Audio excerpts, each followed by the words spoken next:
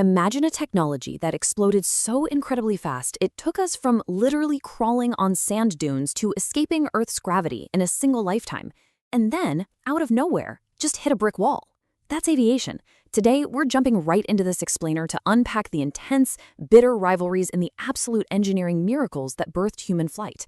It's a wild story full of grand vision, some extreme petty drama, and an exponential explosion of tech that pushed us right up to the very edges of physics. So why exactly did human flight speeds just stop increasing in 1970? Think about it. For decades, our entire aerospace philosophy was basically just faster, higher, repeat. We smashed the sound barrier, we went to the moon, and then nothing. A total plateau. The relentless push for speed just completely flatlined.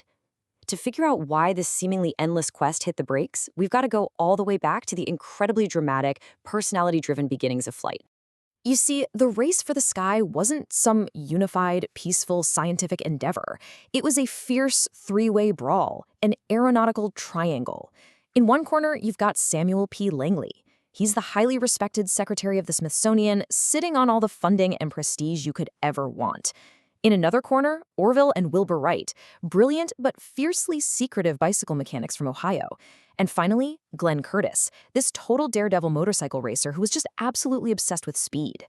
The way these three clashed, it shaped and honestly almost ruined the early days of aviation. Okay, so the Wright brothers pull off the first powered flight in 1903, but they do it in total secret. They were terrified someone was going to steal their ideas. They refused to fly publicly until they had military contracts locked down. But then, in 1906, they have this fateful meeting with Glenn Curtiss, who was a really well-known engine builder. Feeling safe, the Wrights cautiously share a few technical tips. Big mistake.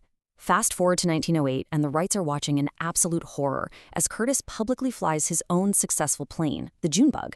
He even takes home this huge, highly publicized scientific trophy for the first public flight in the U.S., an award the Wrights could have easily snagged years earlier if they hadn't been so paranoid. What's super interesting here is the totally different approach they took. The Wrights were brilliant, sure, but they intentionally designed their planes to be statically unstable. Picture trying to balance a broom on the tip of your finger. You have to make constant active adjustments, right? That instability made their planes super maneuverable, but insanely difficult and dangerous to actually fly. Curtiss, on the other hand, was all about collaboration. He worked with folks like Alexander Graham Bell and did the exact opposite. He built planes that were statically stable, meaning if a gust of wind hits it, the aerodynamics naturally force the plane back to straight and level flight. By 1910, Curtiss planes were vastly more popular, just because they were so much safer and easier for a normal person to fly. You can imagine Curtiss's rapid public success absolutely infuriated the Wrights. Orville actually wrote that Curtiss had got good cheek for using their patents. They were convinced Curtiss pirated their ideas from that 1906 meeting and was just cashing in. This kicks off a nasty 5-year patent war. The Wrights basically sued Curtiss and anyone else who even looked at an airplane, claiming their 1906 patent on wing warping covered literally all forms of lateral control. This endless litigation completely stalled early aviation in the U.S. While the Wright brothers were stuck in a courtroom, European aviation spread like wildfire, leaving the U.S., the literal birthplace of flight, eating their dust by the start of World War I. But the ultimate slap in the face came in 1914, and this brings the third corner of our triangle back into the mix. The Smithsonian wanted to clear the name of their former secretary, Samuel Langley. His 1903 aircraft, the Aerodrome, had crashed spectacularly just days before the Wrights flew. So who does the Smithsonian pay to rebuild it? Glenn Curtiss. Curtiss goes in, makes 93 separate modifications to the aerodynamics, the structure, the engine, and actually manages to fly Langley's modified plane over a lake. The Smithsonian then slaps a plaque on it, falsely claiming it was the first machine capable of flight. Orville Wright was so disgusted by this rewrite of history that he packed up the original Wright Flyer and shipped it to a museum in London and left it there for decades. Okay, but beneath all this wild human drama, the lawsuits and the bruised egos, there's a genuine engineering miracle happening, because the fundamental barrier that kept humans on the ground for centuries was actually a strict physics problem, the horsepower to weight ratio. Think about it. You need an engine that produces massive thrust to push through the air and create lift. But if it's too heavy, gravity just pins you right back to the dirt. Early visionaries totally knew how to build wings. They just didn't have the right power plant to push them. This is exactly why those early 19th century pioneers kept failing. Steam engines were just way too heavy. The horsepower to weight ratio was terrible. Ironically, it was the booming automobile industry that ended up saving aviation. In 1860, Lenoir builds the first practical gas engine. By 1885, Daimler and Benz give us the gasoline-burning internal combustion engine, officially kicking off the auto industry. And this was an absolute game-changer for aeronautics. It was this exact lightweight technology that let the Wright brothers design a custom 12-horsepower engine that was finally light enough to lift their Flyer off the sands of Kill Devil Hills. The moment they cracked that propulsion code, boom, it set off an absolute aerospace revolution. We go from the Wright Flyer crawling along at 28 miles per hour in 1903 to World War II radial engine fighters blowing past 500 miles per hour all the way to 1969, when the Apollo spacecraft hit a staggering 36,000 feet per second to escape Earth's gravity. For decades, the philosophy was simple and unstoppable, faster and higher.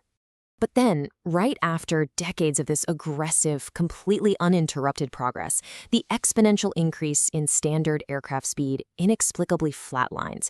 The year is 1970, and the curve just stops. We completely stop setting new speed records for standard commercial flights. So what happened? Well, we didn't just magically lose the technology, and we definitely didn't forget how to build fast planes. We just slammed into some very real practical and operational walls. First off, the military figured out that air-to-air combat at super high supersonic speeds is basically impossible. Fighter jets actually need lower subsonic speeds so they can maneuver effectively in a dogfight. And on the commercial side, the Anglo-French Concorde proved that flying everyday civilians at supersonic speeds was a total economic disaster. It barely carried any passengers and cost an absolute fortune to keep in the air. And then, physics handed us a massive, unavoidable bill: the Mach 2.2 aerodynamic heat limit. See, when you fly that fast, you're compressing the air in front of the plane, which generates immense heat. We're not just talking about friction here, it's the physical, violent squeezing of air molecules at the nose of the plane. Now, below Mach 2.2, you can build your airplane skin out of cheap, lightweight aluminum, which is super easy to manufacture. But the second you push past that speed, that compression heat will literally weaken and melt aluminum. You have absolutely no choice but to build out of titanium, a metal that is insanely expensive, heavy, and a total nightmare to machine. Ultimately, economics, driven by cold hard physics, drew a hard boundary in the sky. Speaking of economics, let's bring this whole story full circle back to our original pioneers. Remember that incredibly toxic, bitter rivalry between the Wrights and Curtiss that literally stalled U.S. aviation? Well, their story ends with a pretty massive piece of historical irony. By the late 1920s, both of their independent companies were deeply struggling just to survive in the exact industry they helped create. So in 1929, the bitter rivals actually had to merge their companies just to stay afloat, creating the Curtiss-Wright Corporation. And yet, here is the absolute greatest irony of the whole shebang. Zero.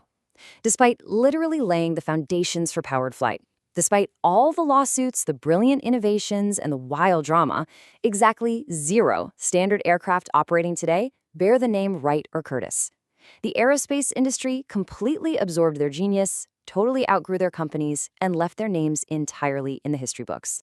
The 20th century gave us the absolute miracle of flight and pushed it right to the very edge of what aluminum and basic economics could handle, drawing that firm plateau in 1970.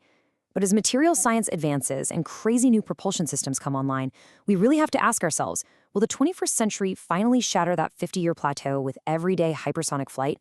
Or are we just permanently boxed in by the thermal and economic limits of our own atmosphere? It's definitely something to chew on the next time you look up and watch a commercial jet slowly tracing its way across the sky.